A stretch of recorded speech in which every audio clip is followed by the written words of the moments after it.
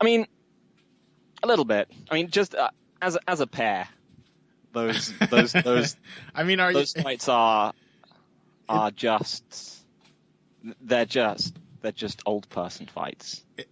Yeah. I just looked at them and I was just like, what is the factor behind these losses? And it was exactly like Jacare Gastelum. Mm-hmm. I just thought, one of these guys is old. Yeah. And that was it.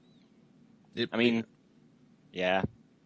Anderson level changed into a bunch of uppercuts and just fought generally like Corey Anderson and won anyway. Because Glover Teixeira is clearly on the way out. Yeah, he's just too old to keep doing it. Yeah, it's especially because they're both light heavyweight fights, right? Like it ends the night on a pretty down note regarding this division because like it reminds you like, oh look, everyone sucks here, everyone's old and breaking down, and that's clearly the reason these fights went the way they did.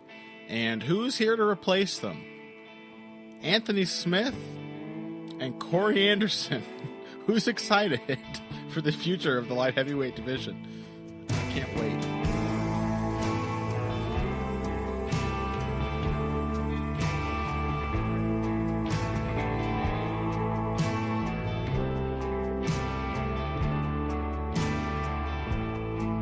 Hello, welcome to Heavy Hands. I'm Connor Ruebusch. With me is Phil Mackenzie.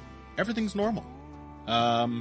If anything sounds strange to you listening to this about my voice, if it sounds like I'm holding back some kind of, recent memory that I've already buried deep within the recesses of my mind, then you're mistaken because everything's normal. Last weekend in Hamburg, Germany, the UFC had a fight which was main evented by Corey Anderson and Glover Teixeira, and that was the last fight of the night, and everything's still okay.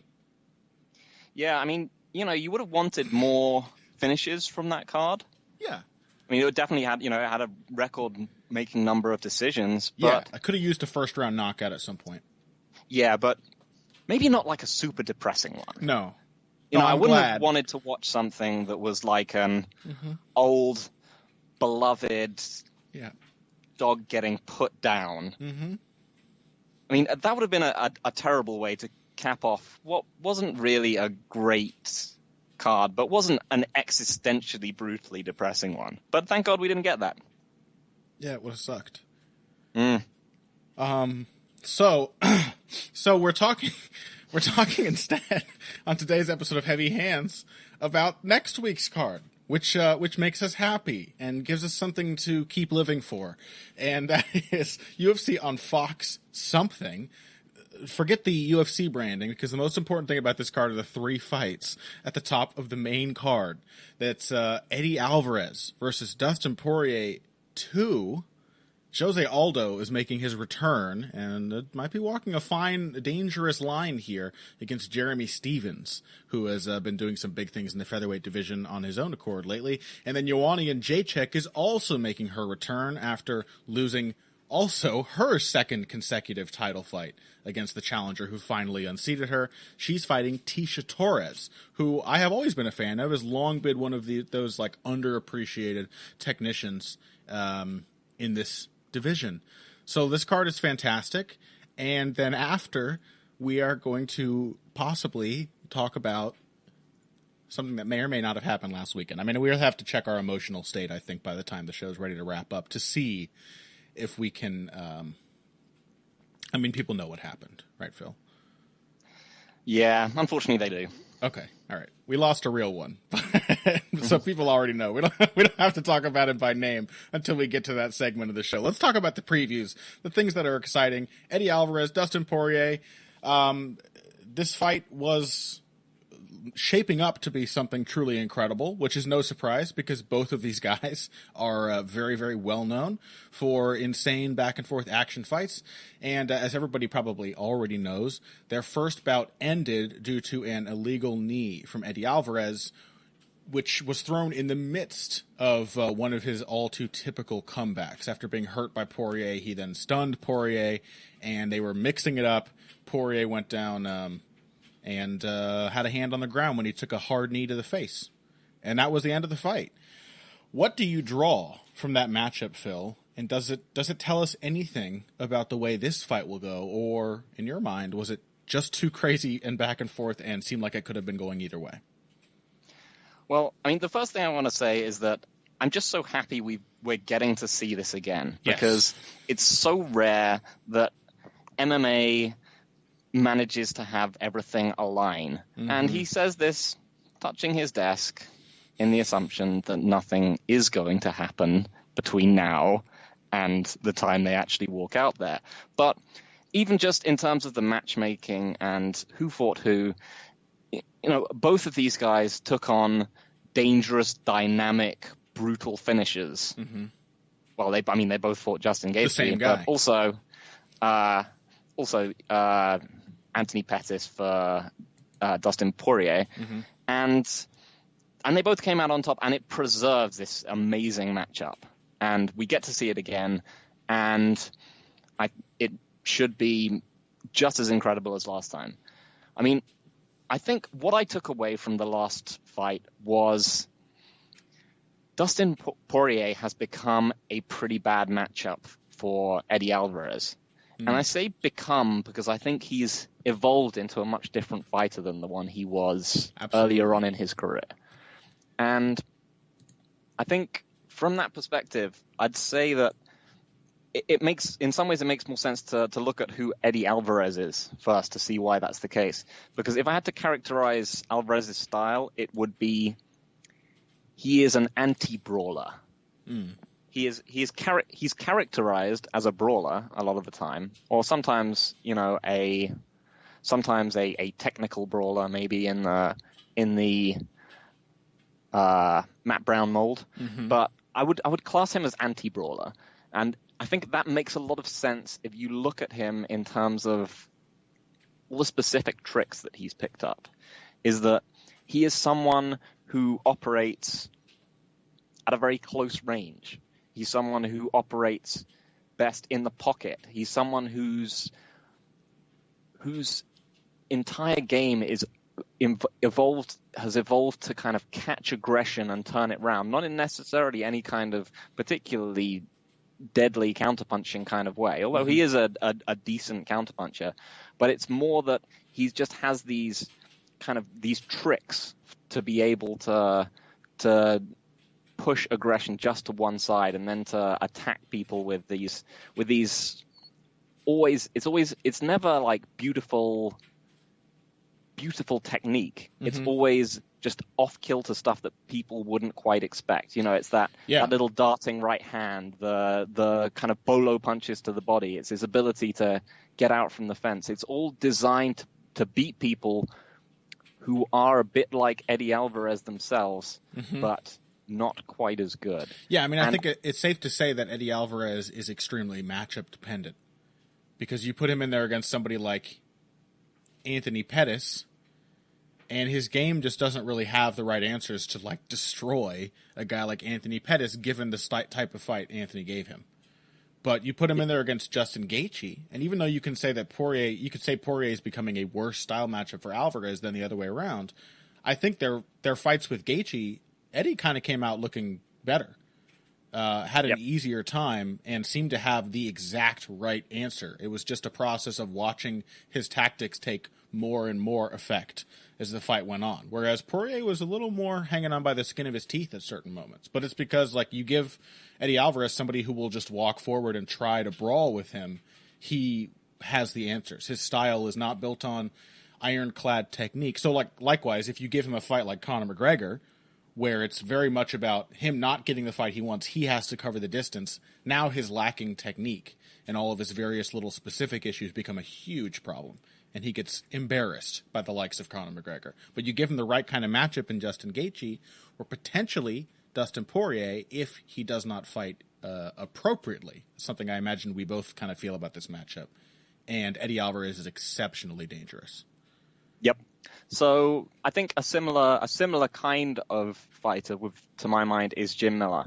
Probably just the tier down from Eddie in some ways, and less of, in some ways, not not a less intelligent individual, obviously, but in terms of his ability to put game plans into effect, that's probably where I would, one of the reasons why Alvarez would always be above Jim Miller. Especially under the kind of duress that we've seen Eddie survive. Nobody can keep a clear head like Alvarez under this kind of circumstances he seems to end up in every fight. But yeah, it's the fact that he is phenomenal in a kind of up close and dirty brawl, but really lacks a way to close distance and really get inside on long distance snipers. And that's the the Cerrone, the Cerrone, McGregor, going back to Katsunori Kikuno. Sure. That was actually the fight that when I looked back at it, I just looked back at that fight and I just thought, McGregor's going to destroy him. It was one of these weird fights where you look back on a really early fight from someone's career and you realize there's something here which has never quite gone away. So this was why I thought Eddie would beat Dustin Poirier the first time, because Dustin Poirier's style has for many years been a come forward pressure style where he's going to be throwing a big left hand. He's going to be coming in. He's going to be going for the single collar tie into hockey punch. He's going to be going for takedowns. He's going to be coming forward into that close range pocket space the whole time. And he was just going to be less durable, physically and mentally than Eddie Alvarez was. And I think what we saw from that fight is that is no longer really quite who Dustin Poirier is anymore. And I have to say, this has been the story. Pat and I talked about this quite a few times, breaking down Poirier's last few fights. The story on him has kind of been we're watching Dustin Poirier develop into the ideal version of himself. We are watching him discover and build the style that is probably, as he believes himself, is going to help preserve him as a top-level fighter, so he's not just brawling and taking tons of damage. And it's been really fun to watch it develop. I think the Eddie Alvarez fight itself was one of the very first occasions where it was possible to say, okay, he's actually going to be able to be this kind of fighter. He has what it takes to change style, which is something that is very, very difficult for a lot of fighters to do. Frequently happens all the time that a fighter will sort of fall into because of whatever his insecurities or his fears or just his first bad experience in sparring or whatever, will fall into a style that doesn't necessarily suit them perfectly. Not everyone's going to gravitate to their natural best tendencies, but it's also very difficult if you have adapted yourself to a certain style to make changes in the way you think about fighting, in how your whole fighting experience is supposed to feel. That's a big transformation. But the Justin Gaethje fight was, to me, the appropriate follow-up to the fight with Alvarez that did go awry at a certain point, where if anyone's going to invite you to a brawl, Eddie has had a harder time sometimes inviting people to a brawl. Really, the invitation to brawl that he gave Dustin Poirier was getting very badly hurt, and Poirier going for the kill, which is always a problem in Alvarez's fights, and that could very well be the trigger that sets Poirier off again here and changes things around, even if he starts well. But if anybody's going to bring a brawl out of you, even more reliably than Eddie Alvarez, it's obviously Justin Gaethje. He just does not stop coming. He is responding to everything with huge swings. He gives you the kind of fight where you feel you have no response, but to crack him as hard as you can while he's coming in. And Poirier, you don't. This is the thing. You don't really have a choice, right? Unless you are a level of defensive fighter, which honestly doesn't really exist in the UFC lightweight division. Yeah, and Poirier's defense is a lot better than it used to be. It's not. Oh yeah, it's not really particularly with regards to head strikes. Yeah, his ability to actually use his forearm guard now is catch strikes and come back and move his head is off the charts better than it used to be. He's aware. He's aware of what's coming back at him. He'll turn his body to roll away from shots. He'll get little angles. He's so much more aware and relaxed in the pocket now than he used to be. And the fact that he was able to be that way first throughout most of the Eddie Alvarez fight. And he may have been able to get back on track if he'd survived those knees or if they didn't happen. But that he did survive some tough spots against Gaethje and went back to a disciplined pot-shotting style of fight, which was exactly the right way for him to adapt his style to Gaethje.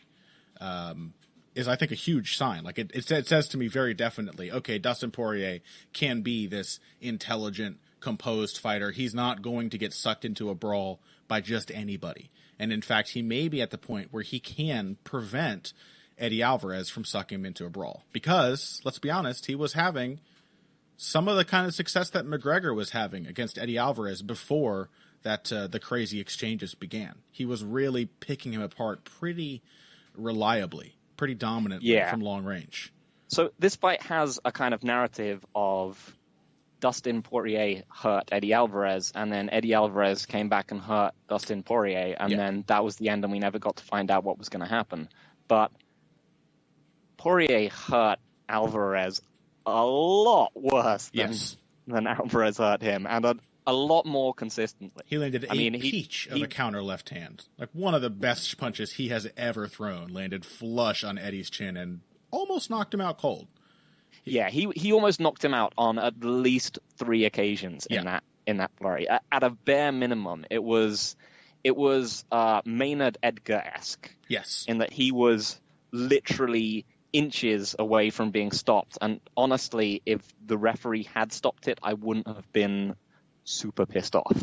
No, it was akin to Eddie's own stoppage win over Rafael dos Anjos. Like, it was a couple seconds away from that at every moment, it seemed. Yeah, whereas I think there was more of an argument. There was an argument in their first fight that Poirier has been something of a front runner throughout his career. Yes. He has tended to either be winning and then carry on winning, or people have kind of taken the reins away from him and he's drifted out of the fight a little. You know, he starts to radiate a kind of desperate insecurity as the fight goes on, and would often tend to slide out of it somewhat. You know, I think the big example of this one is the Cub Swanson fight. Yep. But also I would say the Korean Zombie fight gives me that vibe as well. Yeah, definitely. But I think the Gaethje fight gave me a lot more confidence that in that situation against the fence, he might have fallen, he might have, taken his eyes off the road and got himself into trouble a bit in the Alvarez fight. He might have had some issues, but it made me a lot more confident that he could have just regathered himself and gone back to kicking the shit out of Eddie. Yeah, I'm really glad you mentioned that, because I actually have it in my notes here. Like, there's all these little wrinkles that still make this fight really interesting, even if it feels like the style matchup is kind of becoming simplified as we understand these fighters more. Like, obviously Poirier is, he's got better defense, better straight punching, better reach, and a more varied attack, generally, than Eddie from long range. And he has the little tricks that make that style effective. He can play with his rhythm. His footwork has continued to improve, and he uses it quite well to force angles on somebody who is just standing there waiting for him to lead. He can be tricky if you give him the kind of fight in which you are waiting on him. You give him the initiative, he will play with it. But one of the wrinkles that makes the style matchup more challenging for him is Eddie Alvarez's whole thing is getting fucked up early and coming back, and he's done it many, many times, and is in phenomenal shape, has been through the ringer so many times that I think it's impossible to truly shake him at this point. He almost seems in every fight he gets hurt to expect to come back. It's just part of fighting for him now. And Poirier has been exactly the opposite.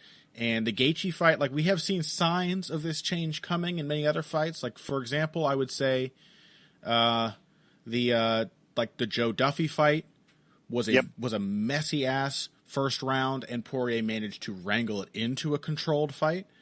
Still very violent, but managed to rein it in and control it, which is the kind of thing he struggled with against Korean Zombie and Cub Swanson, was just finding that little opening to assert himself and direct the fight from that point forward. But then there were still moments like the Jim Miller fight, where it's like, okay, there's always something happening, where Poirier seems to run into trouble, no matter how good he's doing. If his opponent is just tough enough to stick in there with him, he seems to kind of wear down or wind up in trouble or lose his head or whatever. And yeah, the Gaethje fight is proof of concept that Poirier has been working in the right direction and is getting his head straight as a fighter and can get back on track after not only a fairly strong start, but then the adversity comes and then he gets back to his game plan. It's something we have not really seen from him before that I can recall. So yeah, I think one of the great things about this fight is that these guys both have very defined preferences, but they're also smart enough to be able to change them up. Mm-hmm. So we can see very different fights from these guys. So I think with Poirier, we can still see against Duffy and Green and so on, he's still perfectly happy to mash people up against the fence, and also Pettis. He's still perfectly happy to mash people up against the fence and just go like big power shots, sure, collar tie, takedown, and so on. Just run through all his old offense chains that he built up over his time in the WEC and UFC.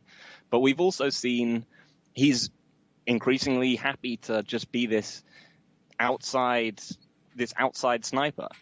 And happy is the word, right? Like that's the key, is that Poirier seems to enjoy fighting this way. That was what I was worried about, is that he would kill his enjoyment for fighting. But honestly, I think the brawling is something he doesn't enjoy. I think he feels compelled to do it. And that's why he's gotten sucked into brawls. He seems to enjoy like the over-aim angle that we've talked about many times. He seems to enjoy like being the bully in a way that doesn't give the other person a chance to respond. So he likes it, and that's what I like to see. He's still having fun with this new way of fighting. Anyway, go on. I'm sorry. And I just wanted to say, like, I really enjoyed both of their approaches to Gaethje, and that they figured out how to exploit Gaethje's defensive opportunities and the way his tendencies. That he, it's fundamentally that double forearm guard in that they would just tap at Gaethje to bring his hands up, and then once his hands are up, he's always a catch and pitch counter guy. He basically waits for a hard shot, and then he knows that's the time where I can kick you in the legs. If you see that image, you could see a silhouette of Justin Gaethje with his double forearm guard up, rolling with a shot, and then coming back with a leg kick, and you would know exactly who it was. Yeah. And both of them had, Poirier just decided, he basically just tapped away at him as much as he could, and he was just like short jab, short uppercut, little hook, and then every now and again, once he would just gradate his power up and down. He would just be, every now and again, he would just hit Gaethje as hard as he physically could.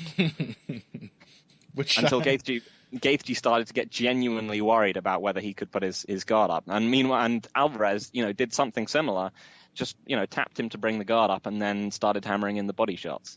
So I think they both, one of the great things about them is that they are both such, and with Poirier, this is a relatively recent development, but they are both such visibly smart fighters. Yeah.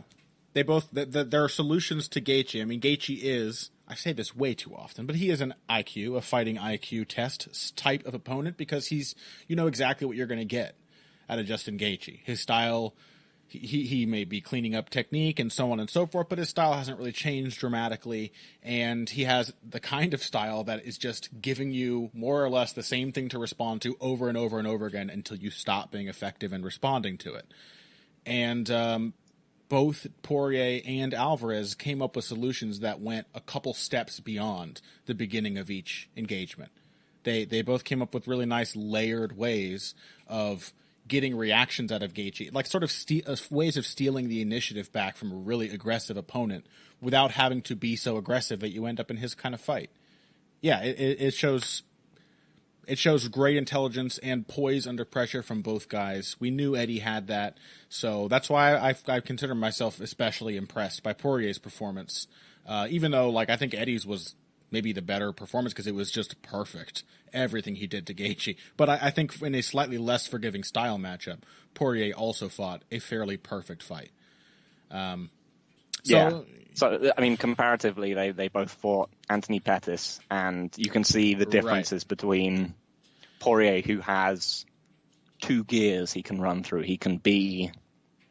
He's much more comfortable in his 2 gears. He can either be moving forward, press you up against the cage and fuck you up guy, or he can be distant sniper guy. And if he's in that first mode, he was a diabolical matchup for someone like Pettis. Mm-hmm. Whereas Alvarez was able to understand some of the holes in Pettis' game, but he was still stuck in his traditional terrible style matchup of a ranged sniper. Yeah, and that's, I mean, if we're reading the tea leaves of Poirier's career correctly, that's kind of the matchup he should end up in here, right, against a ranged sniper. Yeah, I think, and that's the thing is that Eddie was so close to getting knocked out in that fight. So close. He's never been that close to being knocked out and not being. Well, I won't go that far. I won't go that far because the man has danced on the fucking brink. He has twinkled his toes on the edge many times. So I don't know. I've seen him dropped a whole bunch of times. Yeah. Over his, I mean, it's Eddie, but I've never seen him that badly messed up, and apart from maybe the McGregor fight, is that he literally, he gets really badly hurt by that left hook, takes a whole bunch more clean shots, runs off the cage directly into a left head kick. It was just...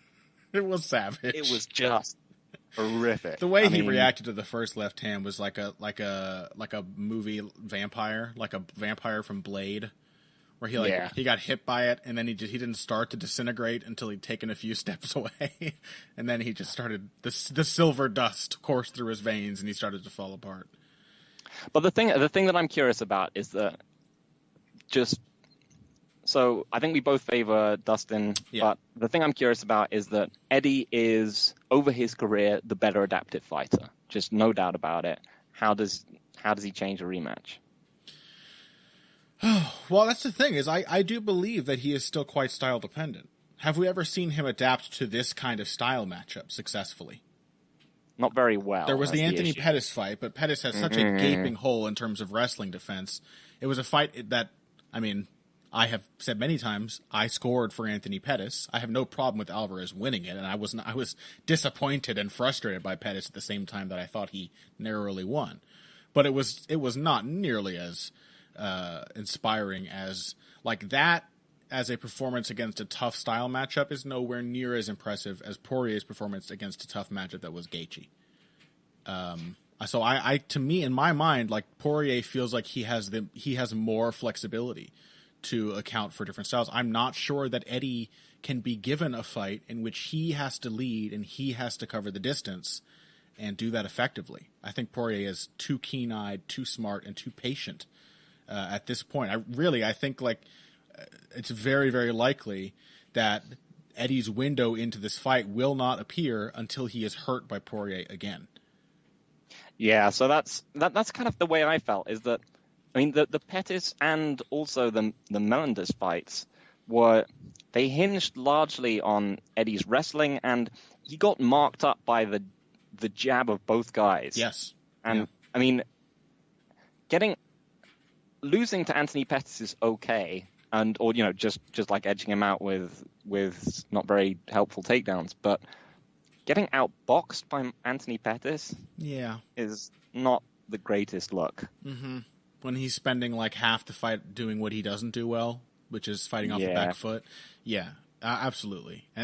Poirier's, I think it's very fair to say, like, Poirier is a sharper long-range striker, has a more varied attack, and is a technically better defensive fighter at the range that he's probably going to get. Because the real problem for Eddie is that he's a counter brawler. He's an answer to a certain style, but can he force the style he needs out of his opponent? Can he trick them into fighting the way he wants?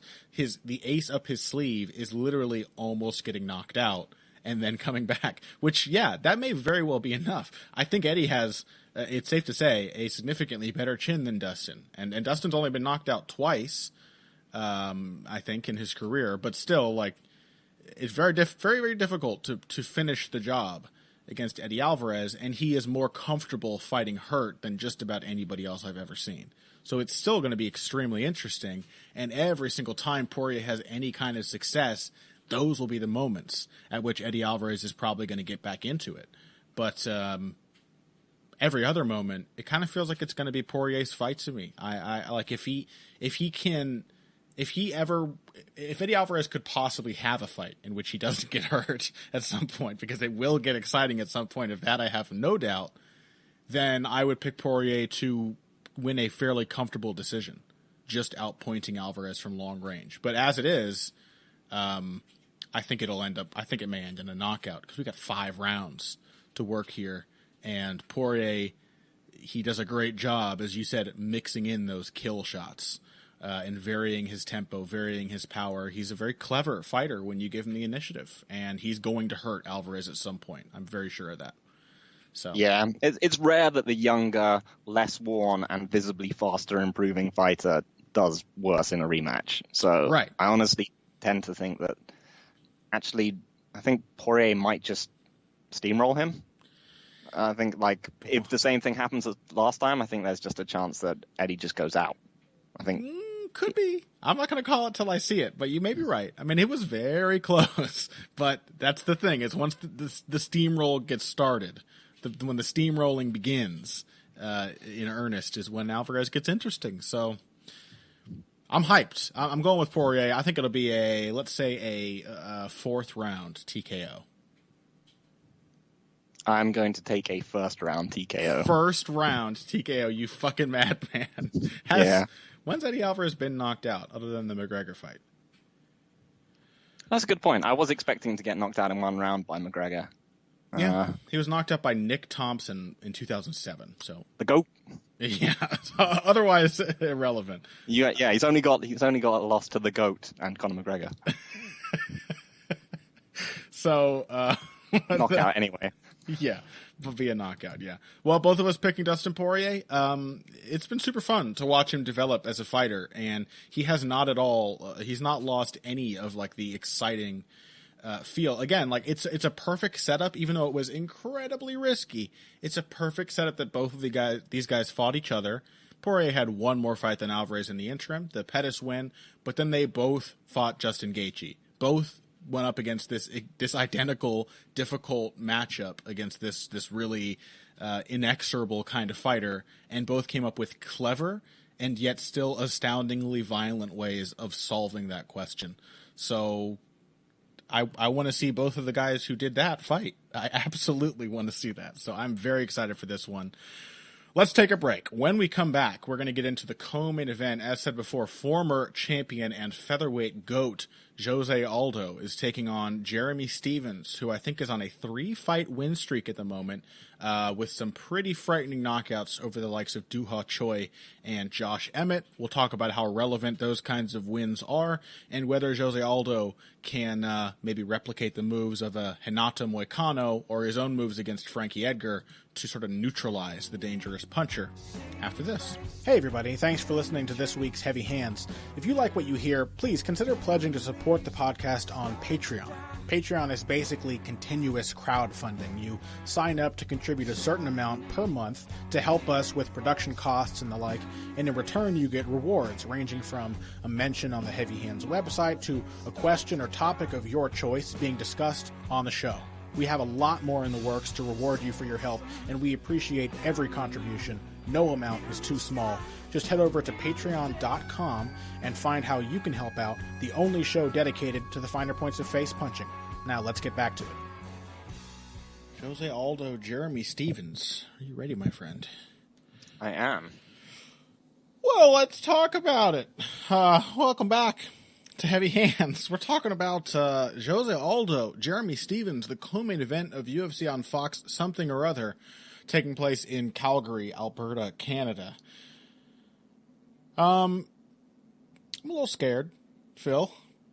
Listeners of the show may know that Jose Aldo has long been my very favorite fighter, up there with the likes of Lyoto Machida, as fighters that I will, on my deathbed, I'll be thinking, remember the Chad Mendes rematch, and it'll make me happy, and I'll still smile. But he's coming off the back of two of very rare, losses in general are very rare in his career, but certainly the two worst losses he has ever experienced. 2 third-round TKOs at the hands of Max Holloway, and now he is making his comeback fight. None of us expected a softball, really, but he's making his comeback fight against a dangerous puncher in Jeremy Stephens, who has some significant momentum of his own. So, what do you make of this matchup to start with? Yeah, it is one of the ones where you just don't want to see the Jeremy Stephens win. Yeah, I have enjoyed Jeremy Stephens' resurgence down at featherweight a lot. Mm-hmm. He's been a hell of a lot of fun. He's shown a lot of development in a lot of different areas. He's become more effective I think his stuff like his offensive grappling has actually improved a lot. I think that was one of the first things we saw when he first went down to featherweight. We saw him kind of get acclimatized to the weight cut. We saw him, figure out how he was going to strike down at this weight class. He wasn't a particularly fast lightweight. How was he going to figure out how to be a effective featherweight against people who are just much quicker than him? It's been a surprisingly intelligent, impressive run from him. It's been a run that's like, the highlights of it are almost all fights in which Stephens had to come up with a solution to the fight not going his way. He's had a lot of fights at featherweight, like back to the Dennis Bermudez fight, but like Duha Choi and Josh Emmett, 2 fights in which he had significant trouble, and it was his ability to adapt and think, or at the very least, like rediscipline himself mid-fight. That was the difference, which is something he couldn't do at lightweight. It's good to see him, having like a style and a discipline that really seems to suit him. Yeah, I think I said at one point that it was a real shame that him and Mike Perry hated each other, because I think Stephens hit on Perry's girlfriend or something. Yeah. Because Stephens is really one of the archetypes of who Mike Perry should be as a professional and as the way that his style can work. And so, yeah, I've been impressed with him, and I've enjoyed his run at featherweight. I don't want to watch him fucking knock out Jose Aldo. No, not at all. Bum the shit out of me. No, I don't want to watch that. I want to watch him give a semi-incoherent victory speech where he talks about his heart and... no. No, I don't want it. Even more depressing than that other thing that definitely didn't happen. Really, really, really dark. If that's it would depress me a lot more, because a hypothetical Shogun loss would be one which would be not entirely unexpected and not exactly a low point from that was getting tapped by jail. To the point that you might, were you to preview this hypothetical fight in which hypothetically Shogun loses, you might constantly couch your analysis of his game with suggestions that he's just too old to actually deserve victory under these circumstances. You might. That's how prepared you might actually be for Shogun to lose. Jose Aldo, it's different. I'm still not ready. I've seen it too many times. But not enough to actually prepare me emotionally and mentally for him getting knocked the fuck out by Jeremy Stephens, which, that's how Jeremy Stephens has been winning lately, at least his last 2 really savage second-round finishes. And again, the second-round thing is big. Like, we knew he had things like the Henan Barao fight in him. I think he hurt Barao early in that one. Yep. So we knew he had that in him. We've seen that from him plenty of times, but fights in which he doesn't hurt the opponent early. All recent fights have been impressive. Gilbert Melendez, he destroyed him early and then took his foot off the gas and controlled an opponent. It became clear he wasn't going to finish. And then against Duha Choi and Josh Emmett, he found a way to finish an opponent who was doing by far more damage to him in the early going. So we've seen good things out of Jeremy Stephens, and that's a bad thing because he's fighting Jose Aldo. So, but I have to say, watching these fights back, I did feel like this is only a fight Jose Aldo loses if he is washed. Right. Because I feel like no matter how much Stevens has improved, he has fundamental issues with his game, which Jose Aldo is absolutely primed to exploit. Yeah, the things that he has had to adapt to or take away from his opponents, the things that have been giving him trouble early, are definitely the kinds of things that Jose Aldo can do. And again, I don't know if you agree that this is exactly the correct read, but it is kind of impossible not to think of Aldo's performance over Frankie Edgar the second time around, a few of his other really masterful performances based on distance control and defense and slowing the pace, and Jeremy Stevens' incredibly uninspiring split decision loss to Renato Moicano. Yeah, and a completely bullshit split, by the way. Yeah. Oh, yeah, by the way, a fight which Moicano fought perfectly and was like a huge moment for him because everybody who knew what they were talking about looked at that and said, wow, I didn't expect that out of Moicano, but that was a really smart fight. And Jose Aldo is, at the very least, capable of fighting a really smart fight. I'll tell you the things that worry me, Phil. The things that worry me are, does Jose Aldo have just a little bit of like Josh Emmett in him? You were saying that Jose Aldo is exactly the same person as Jeremy Stevens. I mean, as Josh Emmett. As Josh Emmett, You're yeah. saying he is no better than Josh Emmett. Yeah, so my all point he does is throw full power hooks at people and hope that it works. Yeah, my point is that Jose Aldo is not only stylistically identical to Josh Emmett, but even dumber. Yes. That's what I really want to underscore. No, the idea is like Emmett had some success against Stevens. He shocked him as he does almost everyone he fights, with some speed, some quick flurries early. He gave him a lot of movement, which that in itself we know is effective against Stevens. He has gotten significantly better as a pressure fighter, I think. He's more patient. He works behind his jab. He cuts the cage off. He does little veteran things that I like he just walks when he doesn't, the other guy is running and working too hard and he doesn't really have to cut him off because there's no threat. He just walks. I like to see that kind of stuff. He's relaxed. But Emmett ran into trouble when he started to wait on Stevens, because Stevens has this style where if you do plant your feet and try to counter him, especially with like more than one shot at a time before changing position or defending yourself, he knows his style is built around the idea that he can take a shot, he can walk through what you throw at him and put a combination together. And that's something he does exceptionally well now, is much like John Lineker, he's an effective pressure fighter because he doesn't let one shot go at a time. The wide right to the body followed by the left hook to the head, Lineker's favorite, that's now a staple of Jeremy Stevens' arsenal. That's a combination that he uses a lot. And so, like, you respond to the first shot, 2 or 3 more are coming after it, and they're more powerful than yours. And I have seen Jose Aldo fight that kind of fight before. Like, granted, he did it against Chad Mendes successfully. Like a lot of moving, but he could not resist planting his feet and trading with Mendes, at least at some points.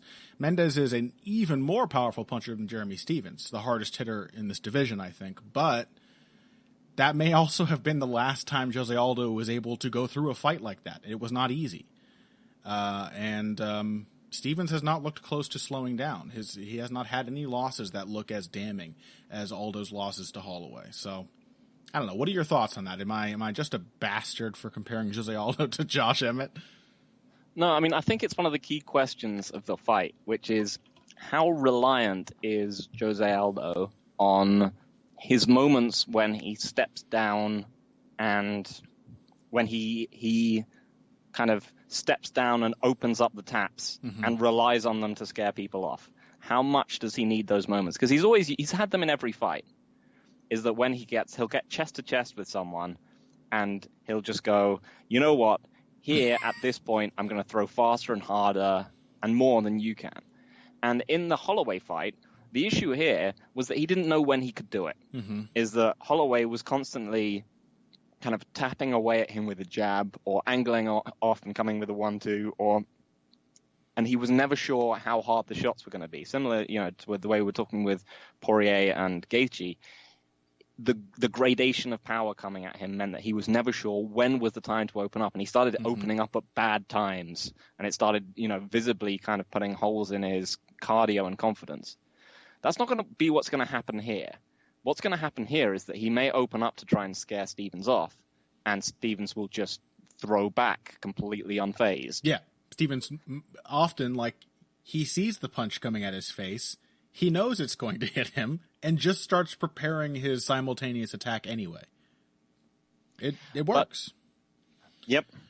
But I still think that the basics of the style matchup are obviously, do tend to favor Aldo. Because that thing about Stevens was incredibly well illustrated in the Moicano fight, is that he absolutely must be planted in order to throw. Yes.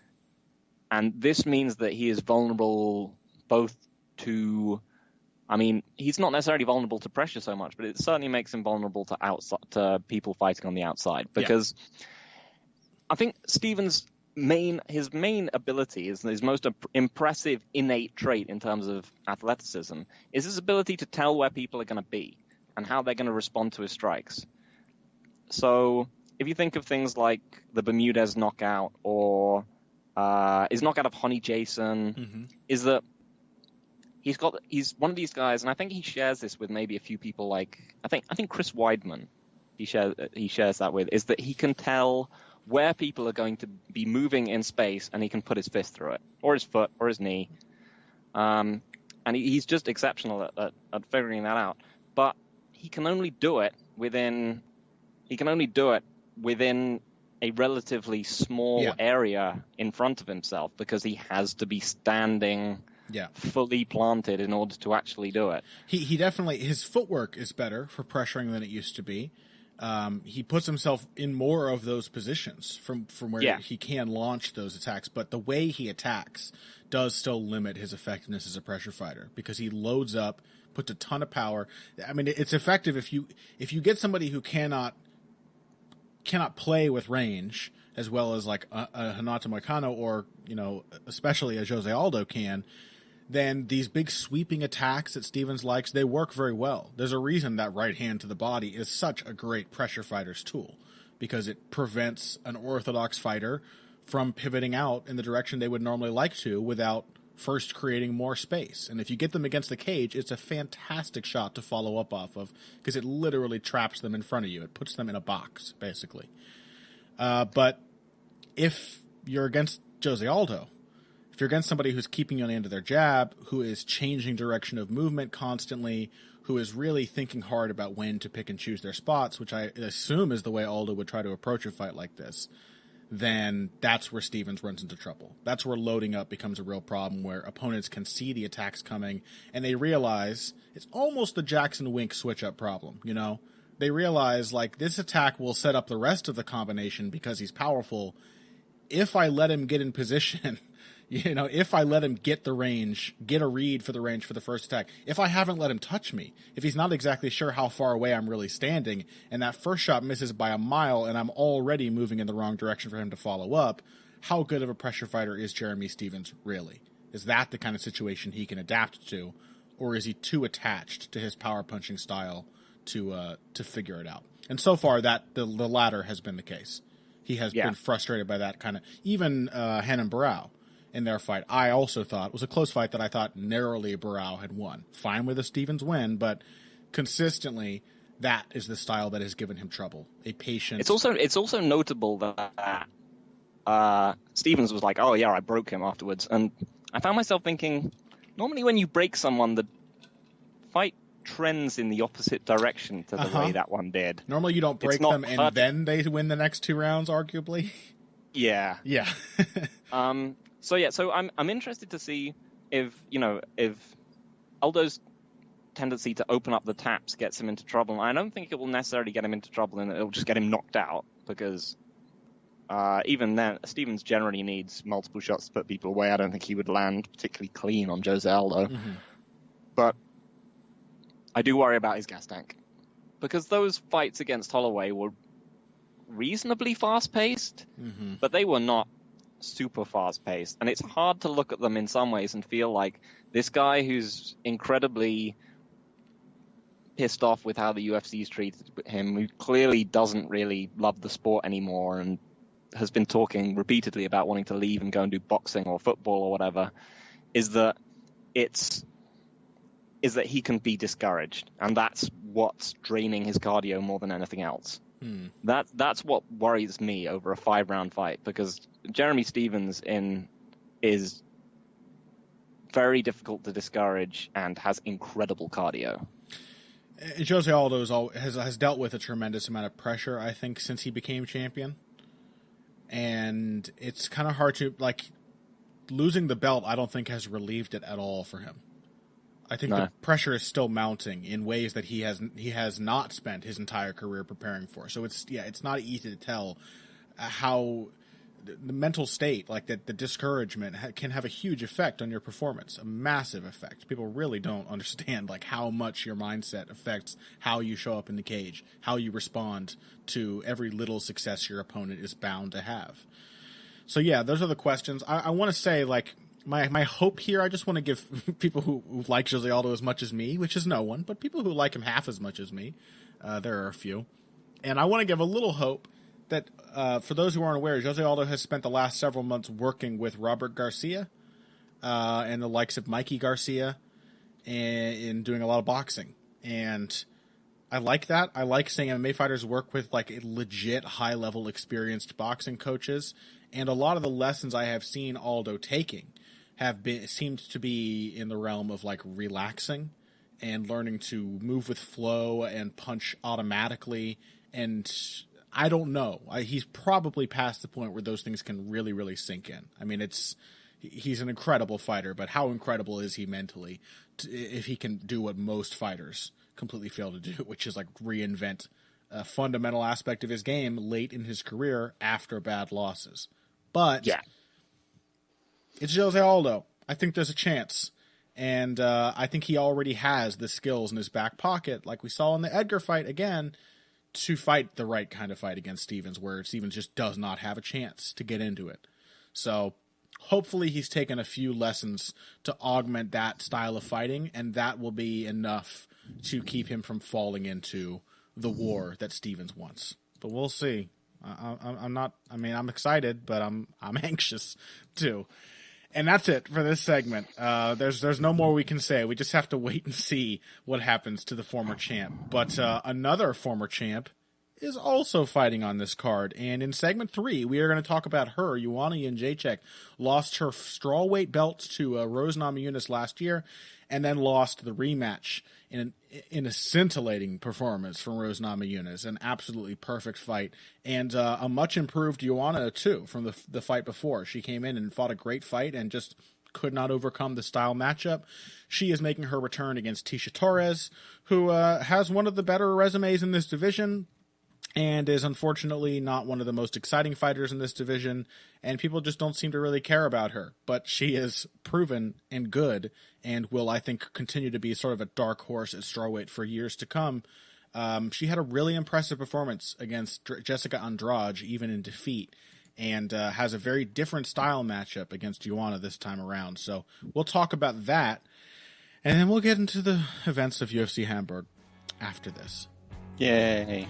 Financial support is fantastic, but there are other, even easier ways to support Heavy Hands. Perhaps the best is by spreading the word. We know our fan base. You're all cool, popular people with serious social media presences. You're tastemakers and trendsetters. Okay, there are one or two of you that don't fit that description. You know who you are, but no matter what, you can always help us out by telling folks about the show. You can also give us a positive rating and review on iTunes and Stitcher, things like that.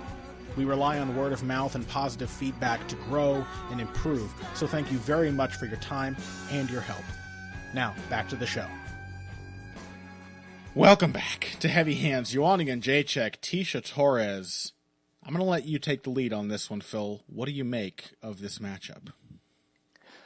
It is one which, had they booked it as a title fight, I would have thought would be a bit of a walkover for Jedrzejczyk. Mm-hmm. But I am looking at the style matchup.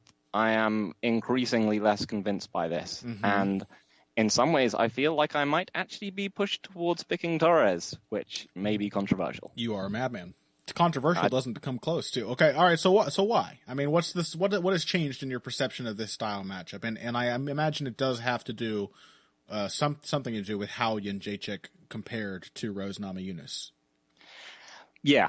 So much like I think it's kind of we see a few echoes of other fights in these cards, Mm-hmm. and this one I felt like we saw how much Joanna needs to be insulated by her speed and both her speed and her frame when she fought against Rose. What she became increasingly uncomfortable with was actually leading. And this wasn't something that she'd had much of an issue with before, because most of the people that she'd been fighting were either very aggressive or just profoundly unathletic. Mm-hmm. And suddenly we realized that Joanna can pivot, and she can kind of turn out and limp leg, and she can cross face, and she can evade strikes in a vacuum, but she is not the greatest at closing distance. Yeah.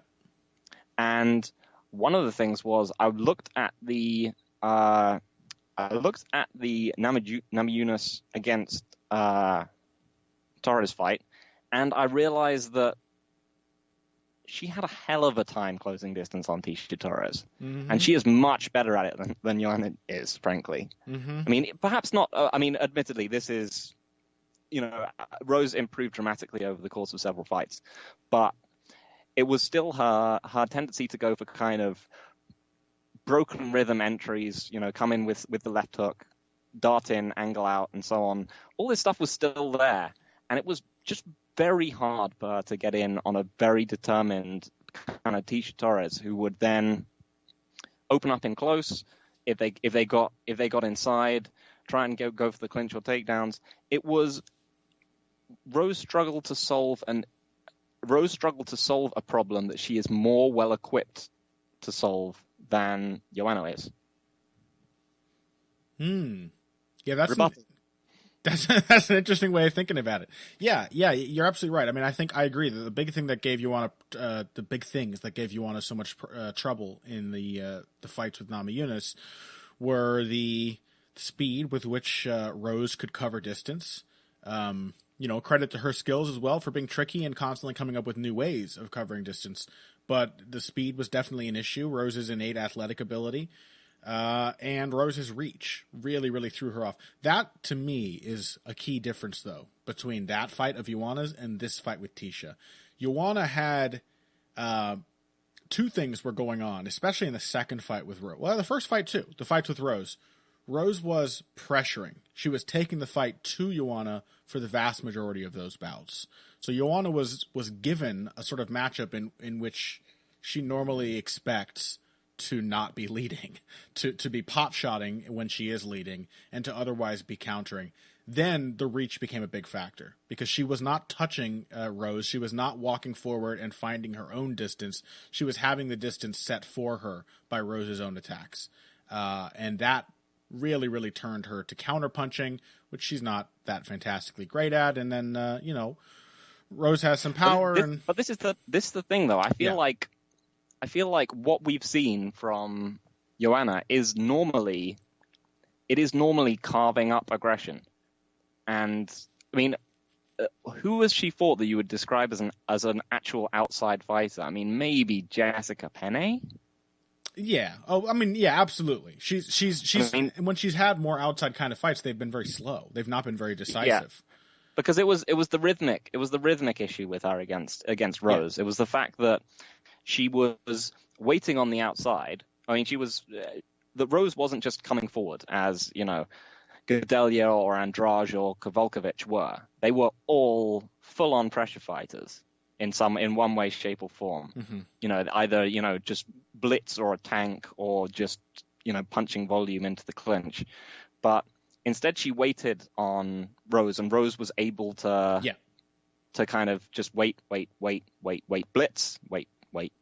She could have had a lot more of the success that Tecia did against Rose if she didn't wait on her so much.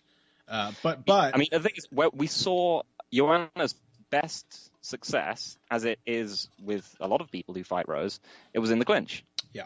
But she couldn't force her, she couldn't really pressure her way inside to go for it, or she didn't have the she just didn't want to. She wanted to prove that she was the better kickboxer. Yeah.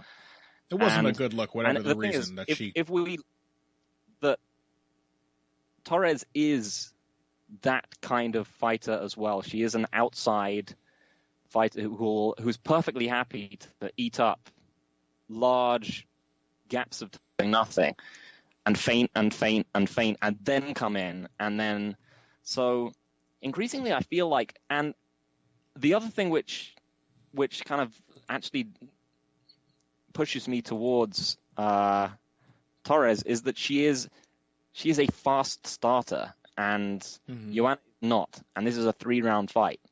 True, it's very different circumstances. Like, I mean, I don't necessarily feel like there's a decisive skill gap.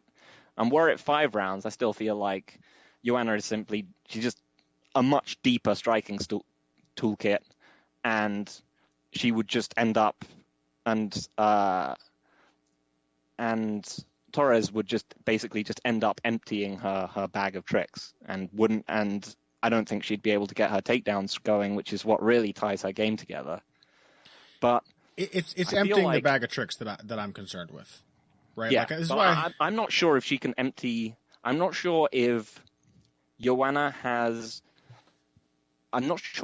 can force enough exchanges to empty Torres's bag of tricks over 3 rounds, particularly because I just can't trust her not to drop the first. Yeah, well, this is the thing. I think this is a slightly myopic perspective on the matchup, because the question still stands in my mind: what is Tecia Torres going to be doing about all this? She's going to have these circumstances in front of her that Joanna struggles with. Her style is a longer range, more patient. So Joanna is going to be forced to lead. So is Tecia. Is the thing. Mm-hmm. Ticia's also going to have to lead, and you could say she's more comfortable doing it, but how effective is her volume? How creative is her attack? How much more difficult will it be for somebody like Joanna to adapt to the only right hands and takedowns method that Tecia often prefers, compared to the really varied and significantly more powerful boxing approach from Rose? That's the thing, is I'm not sure I see Tecia. I definitely don't know I don't think it's going to be a barn burner, and I think it's a good matchup to determine if Joanna can get some of her aggression back and learn to close the distance on an opponent. But also, she does have a reach advantage here, and Ticia's also going to have to lead. And so if Joanna comes out and has her slow start and is patient and gets Tecia walking into her jab, or gets Tecia diving into the clinch, does it not stand a good chance of becoming the kind of fight that she's comfortable with, where Tecia has to close that gap? I expect this fight to have a very clear trend to it towards Jedrzejczyk. But the thing is, I expect a weird amount of expect a surprising amount of empty space in this fight. And one thing that Torres is she's an underrated combination puncher in close. I mean, she hurt Namajunas pretty badly in their rematch, I think. And in some ways, probably more so than Jedrzejczyk did. They were both trading quite a lot but she stunned her fairly badly in the match. I think people perhaps overplay her as being pillow fisted, but she throws a lot of combinations into kicks, and I think that, I don't know, I just feel like she can win 2 weirdly uneventful rounds off. Yeah, I can see that. Off like a couple of combinations and a couple of, picturesque looking flurries. And I mean, I expect, in some ways I would expect Jedrzejczyk to do the majority of the damage. I feel like, again, at some point, Torres's toolkit is getting emptied, and because she is definitely one of those fighters. She's an Edgar-esque fighter where she can strike, but she really doesn't want to just strike. Right. really like Wilson Hayes. kind of, the whole game working in concert is really what makes her effective. Yeah, she's an MMA native kind of fighter. Yeah, I mean, I think your read is spot on this fight. I agree. Like, I think we're looking at a fairly slow kind of matchup here, unless either Jedrzejczyk or Torres tries to do something drastically different, which is always a possibility. I think we're looking at a fairly slow fight. It's just hard for me to imagine Torres having the variety of entries and everything available to, 5 minutes go by, she hasn't hurt Joanna, she hasn't. I mean, maybe she has. It's possible. And you're right. She can punch. She's all right, but she's not a harder hitter than Joanna. Even really. It's fairly average power for this division, I think. So she's in this long range fight. They're fighting at a relatively slow pace because both Tecia and Joanna tend to kind of prefer that. I guess Tecia can work at more of a pace, but oftentimes because she doesn't have that many. I don't know. She doesn't have that much feel. She's not a specialist in striking. She doesn't have that much feel for this one aspect of the game, where she can do the same things so many different ways that she never runs out of ideas. Joanna can. Joanna can also kick very effectively from long range. Joanna can work behind a great jab. I don't know. I think you give Joanna a slow paced fight. I really think more than just I think it was the concerted pressure of Namajunas that really gave her problems. And you take away that reach advantage and give her back an opponent who is not going to be able to pressure as effectively. I think she's going to hang in there to the point that she figures it out. Because she was figuring Rose out by the end of their fight as well. Or at the very least, persisting hard enough that she was starting to pick up rounds. So the 3-round thing is a concern too, though. I mean, I don't know if we're looking at the easiest style matchup in the division for Joanna, to say the least. No, I mean, that's the thing about Torres, is she's just a horrible style matchup for everyone if you want to look good. Mm-hmm. She's just very tough to have a dominating win over, or even just an exciting war type performance. It's just going to be you're basically resigning yourself to the fact that this person is not going to take many risks. She's not going to gas out. She's not going to close distance unless she feels like she absolutely, she's safe to. It's just a tough matchup for anyone. Mm-hmm. Well, I'm sticking with Joanna. I think we're looking at a fairly back and forth striking battle without a lot of activity. I would also like to say I am absolute dog shit at picking Joanna fights, so take that as you may. What's the pick record? Let's hear. Something awful. I think I picked Andrade. That's shocking. So, I think I picked Andrade too. I think I really fucked up on that one. You're in the rematch. Yeah, it's just bad. Don't listen to me. Yeah. Well, the read on each fighter. But I picked Joanna over Rose in the rematch, obviously. As you do. Did I pick? I think I stuck with Rose. I think I may have. I got to cover my own ass. I'm really not sure about that now that I've said it. But at Boxing Bush on Twitter, everyone. Your final pick, sir, for this matchup. You are going with Torres? Will take Jessica. I will take Tecia Torres by Jessica. You know what the fuck you're talking about. Yeah, exactly. See, this is what I meant. I will take Tecia Torres by a controversial split decision. Okay. She's had a few. Yeah, I don't think it's. Mm-hmm. I don't think you're on the wrong track. I just think you're expecting too much out of a fighter who tends to just make people look bad more than anything else. But we'll see. We will see. All right. Speaking of looking bad. Yeah, what a lead in. We have really just a couple things to talk about here. That pretty much sums it up for us on the UFC on Fox card. Those top 3 fights. The rest of this card it's all right. The main card is really where the action is at. And there are some okay things, like Jordan Meehan versus Alex Morono will be fun. Islam Makhachev versus Cajun Johnson makes absolutely no sense at all, but it's okay. And John McDessie versus Ross Pearson sounds like a good time. And then you got Matthews Nicolau fighting Dustin Ortiz, a pretty meaningful flyweight matchup there. So this card's all right, but the main card is really where the meat sits. And so now it's on to UFC Hamburg. And as you said, Phil, speaking of looking bad, I mean, we knew somewhere in our hearts, right? that this was not only a possibility, but almost that this was certain to happen. I think we knew the ledge that we were stepping over when we committed to finally picking Shogun Rua over Anthony Smith. Yeah. I think so. As I was saying, my feed, because of the interminable length of this card, cut out. My TiVo cut out before, just before the end of this event. So I just looked up the result and was like, oh. It's a brilliant strategy the UFC has to make sure you don't go and seek out like a streamable links or GIFs or anything online. It's brilliant because what they do is they make sure that you have the worst viewing experience possible so that the advertisers can make slightly more money for them.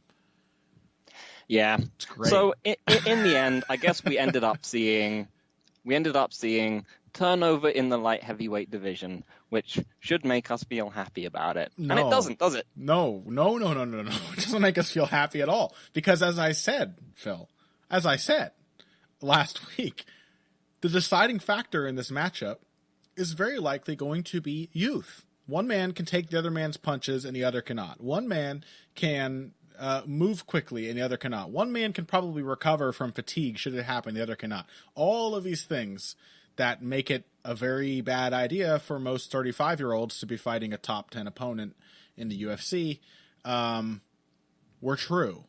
And this just kind of looked like that sort of matchup. I mean, I guess I should ask, because we have at least one listener of this show was a little upset that we didn't think Anthony Smith was very good as a fighter, and thinks that he has proven it now. So, do you think that's the case? Did Anthony Smith prove anything to you? Did you see enough from this minute and a half of fighting to say anything about where Anthony Smith stands now as a fighter, or was it a pure youth victory in the first round?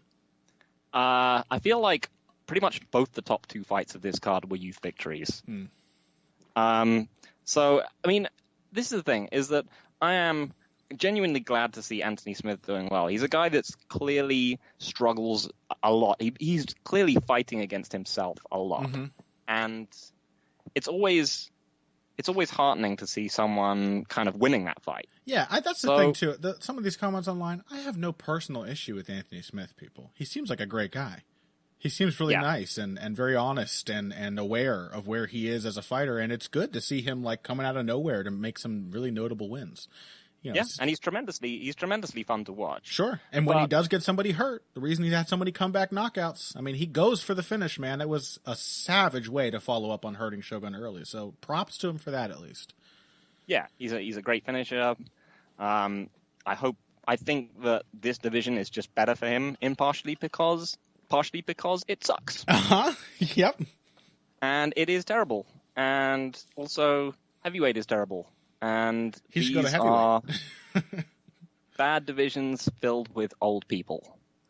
And so, I mean, it's difficult to say. I honestly couldn't tell. He just showed good finishing instincts, but he's always had that. And Shogun he hasn't looked great of late, but he looked older and fatter worse. And grayer and slower. Yeah, just when you have a performance like the John Vellante one, where you're like, wow, this is some professional ass shit. I mean, he looks old and all that, but it looks like he took this shit seriously.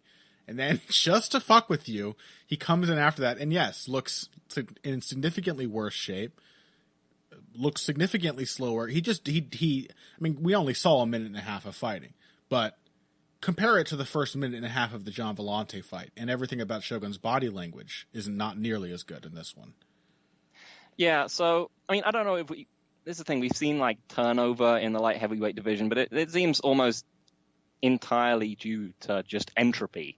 Just, it's like that. I don't know if you've ever played, Metal Gear Solid 3, but there's a boss fight in that where you could apparently, I think, change the clock on your PlayStation. You're up against this old dude who was a sniper, and you could change the clock on your PlayStation, and then he would die of old age.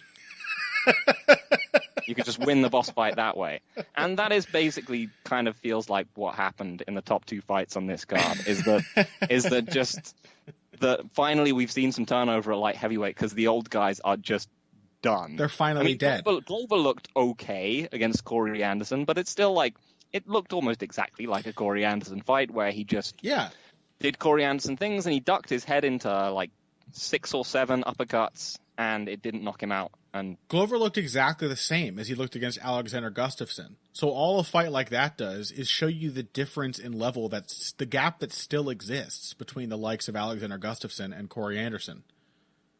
Yeah, and right? I mean, the thing is, you got to find yourself wondering for like the other middleweights must be looking at this and kicking themselves. Like, can you imagine if you were Thiago Santos and you're looking at Anthony Smith's success at the moment?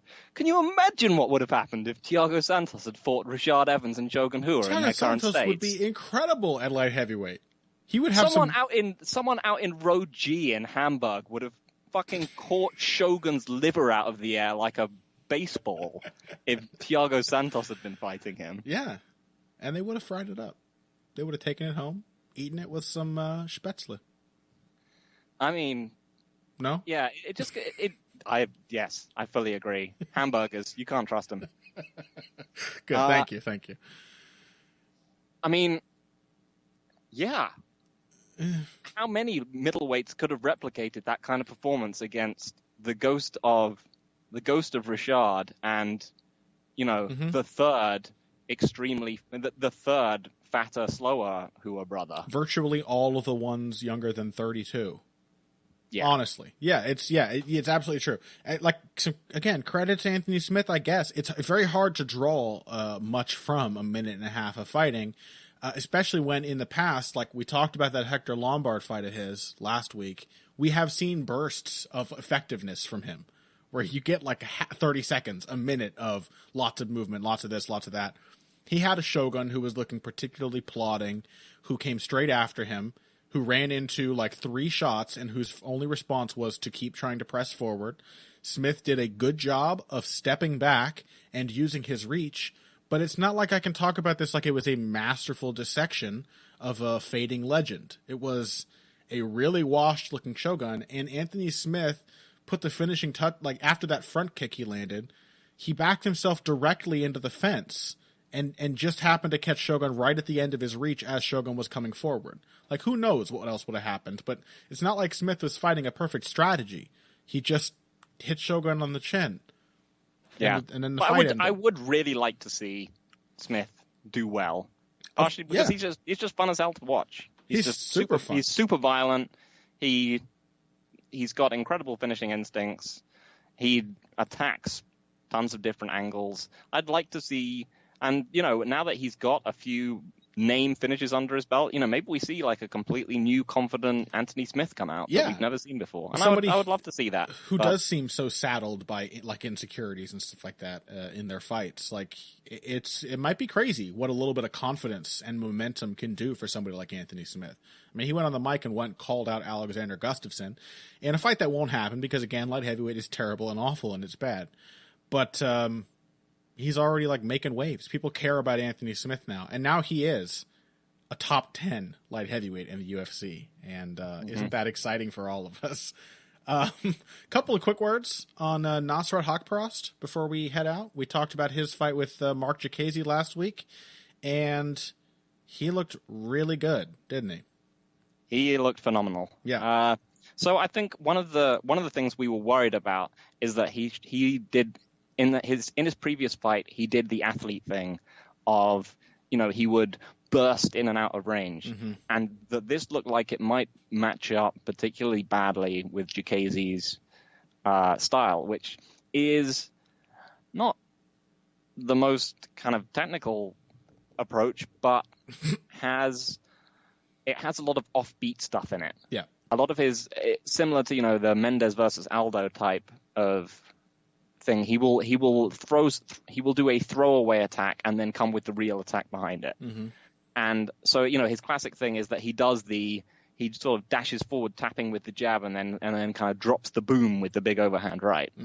And it's a very forgivable thing for a young athletic fighter to just dart in and out of range and just feel like they can outspeed their opponents. This, I think, would have got Haqparast into trouble. He did not do that at all. Nope. He just sat at the end of his functional range, and when Jacasey tapped at him, he just blocked it. And he just sat there, and he was just like, this doesn't do anything. Or at least, it was, he let himself, he occasionally he'd get kicked or something would get through, and he was totally unperturbed because he knew percentage-wise he was gradually forcing Jacasey back, and he knew that when he decided to attack, Jacasey was doing the thing of exploding backwards. Right. He could just come after him with shots. So it was a tremendously mature, impressive performance. Yeah, he showed the discipline, the poise for such a young man to spend most of this fight in a pretty narrow slice of range. Not over-responding to Jacasey's feints, staying where he could be hit. But yeah, it's like when Jacasey gets you running backwards or in these weird open space engagements where you're overreacting and leaping around. The problem, with the Gustafsons and the Rockholds and the Pettises of the world, this leaping, imprecise footwork where every single suggestion of an attack just gets you committed to a retreat that you cannot get out of until you've already been hit. He didn't do that.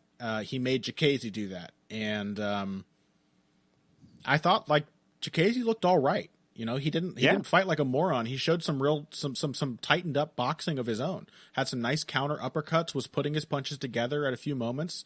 It's just that he was not fighting the kind of fight that Haqparast was. Haqparast was managing this fight from the beginning and didn't let go of it. And looked exceptional. So, we basically are seeing here what the coaching pairing would seem to suggest Haqparast is capable of. With the Zahabi and the Cordero combination, we get an aggressive, hard-hitting athlete who can take a smart game plan and stick to it. This is often very hard for young fighters, even when he's being so dramatically successful that he gets a 10-8 round on... Jesus, only one judge's scorecard? It was a fight that honestly Jacasey should have been saved by his corner and not had to hear the final bell.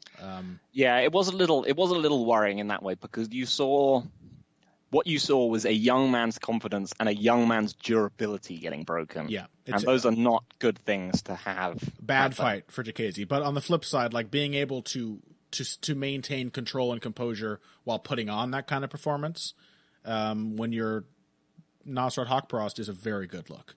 So we may have just he showed a ton of little nascent things, which you're like, wow, let me see how this looks in a few years' time. Yeah, he was able to hack away at Jacasey's lead leg.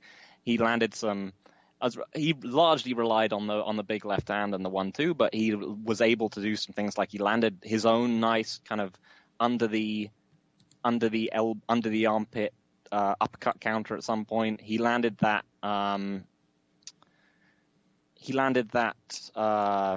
Haragoshi throw when Jacasey finally tried to take him down. His ability to do things like throw flurries and then immediately grip onto the single collar tie and then throw hockey punches. We don't do judo throw names on this show.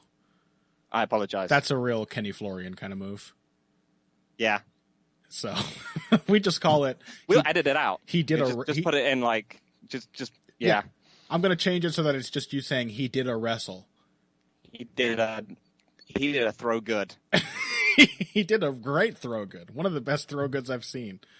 Yeah. So tons of little things you could see, like maybe one of these. One of the things about young fighters is that avenues of potential always get closed off. It's just inevitable. No one ends up being great at everything you see they could be good at. But this was so encouraging, and I'm looking forward to seeing him again. He was not satisfied with. He didn't come away from that held fight saying, "Well, I should have won it. I'm not going to change anything." I think there's hope that despite looking exactly like him, as every single person on Twitter was happy to point out, and I compared him stylistically to Kelvin Gastelum as well. He looks like he's capable, at the very least, of going beyond the complacency that seems to have defined Gastelum's development, or lack thereof, where it wasn't just the 1-2 in a fight in which all he really needed was the 1-2. He still showed more, And that's a very good sign. He showed more without showing too much or getting over eager, and looks like a serious future contender. So, Nasrat Haqparast doing big things, actually making us excited for a division that is actually good, lightweight.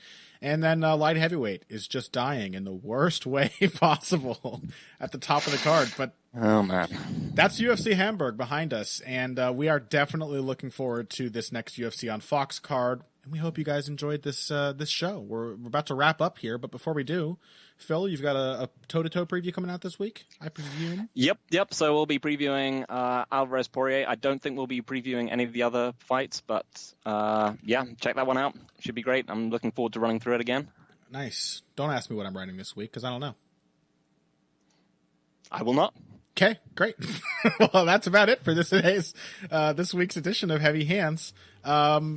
Thank you to all the new people, by the way, who have signed up to the Patreon. When we're putting out those bonus episode teasers, people seem to take an interest. So if you are part of the Heavy Hands Patreon, A, we appreciate your support. B, if you are subscribing at any level, you are entitled to get into the Slack chat. There's like over 70 people in there now, so a lot of fans of Heavy Hands in there talking about fighting technique, and they make up fighter nicknames, and they do pick'ems, and they have all kinds of fun in there. So send a message to the Heavy Hands Patreon account if you are subscribed to the Patreon at the $1 level or above.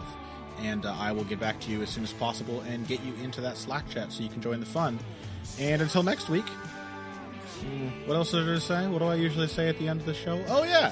Find us on Twitter. Phil is at Evil Greg Jackson, at Evil Greg Jackson on Twitter, and I am at Boxing Bush, that's BUSCH. Check out our work on Bloody Elbow, and until next time, now is the right time for it. If you came here today for the finer points of face punching, you came to the right place. This has been Heavy Hands.